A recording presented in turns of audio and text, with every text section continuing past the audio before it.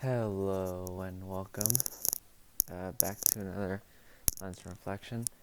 Uh, just so you guys know, the reason I haven't uploaded is I'm having some difficulties with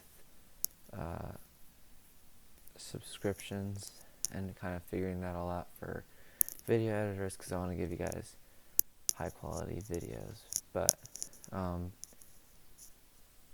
trying to figure out and set up a more advanced and sophisticated video editing that has some nicer features.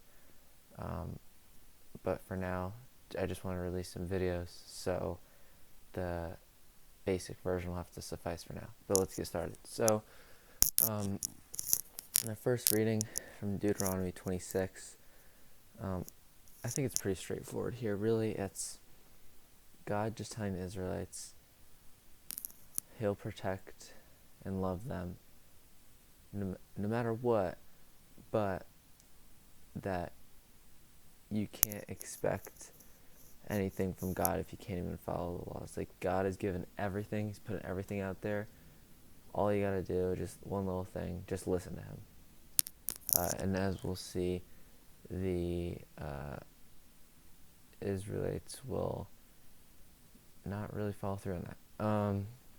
But if they follow this, God will reward them by making them a special people to Him. You know, they're His people, and they'll be raised above the rest. Just a heads up, guys. I don't know if you hear anything. It's really windy here. But if you get any feedback, I'm sorry. Moving on to the Psalms. So, I really like these Psalms. It's from Psalm 119. It's just the ones that are blessed are the ones that follow God, and just asking Him to follow His commandments, to follow His heart, to follow His will, and just make sure that in everything that they do, all the principles that God has taught them, they apply to their lives.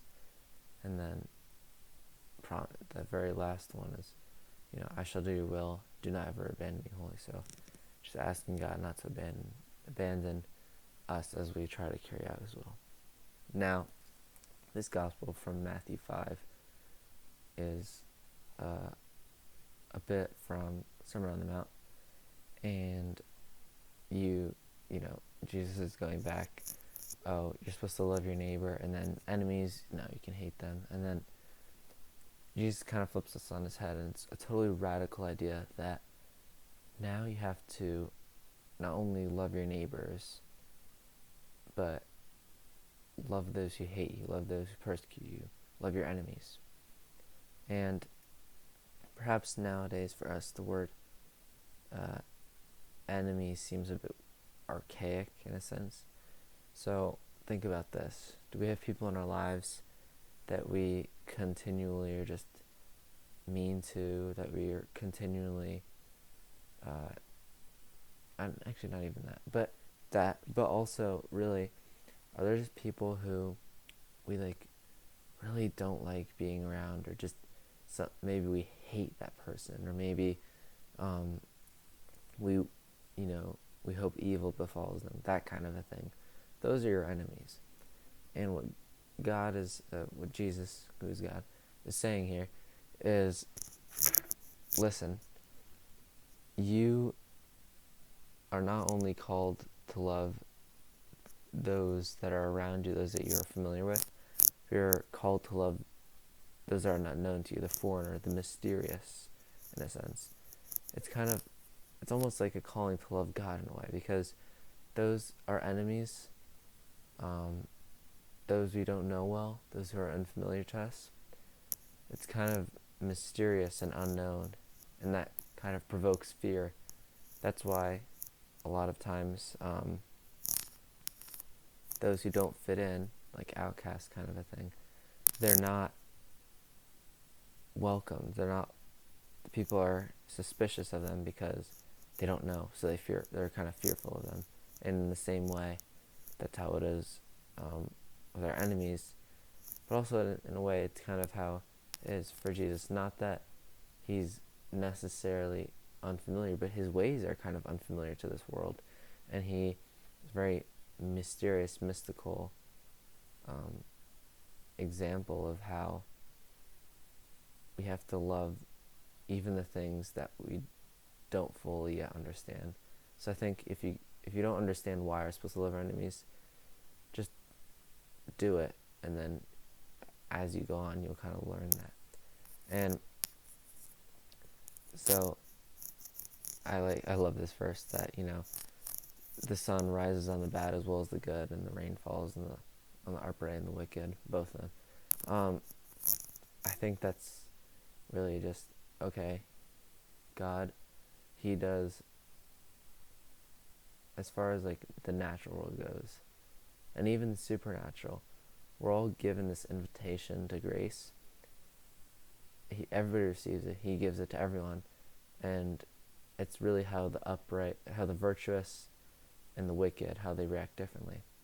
So this goes back, actually, or it might be forward.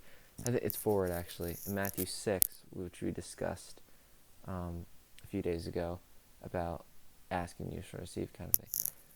But it's interesting because it's like even wicked parents know they want to sacrifice for their children, and here it's like, if you love those who are kind to you, who do good things for you, who are easy to love, you're not really doing anything. Even the wicked do that. And if the wicked, can sacrifice for their children and sacrifice for each other and love each other and do kind things for each other, it's because they're familiar. What difference does it make that you're doing it? You have to go above that and do something for the good of others, even if it's not something you necessarily want to do. I think a lot of times we only do God's will when we want to do it, but our will should be subordinate to God's will, and in the best situation, our will should be in conformity and really uniformity with God's will. Our will should become one with God's will. But I'm going to wrap this video up. So thank you for watching. Please leave some feedback, and as always, God bless.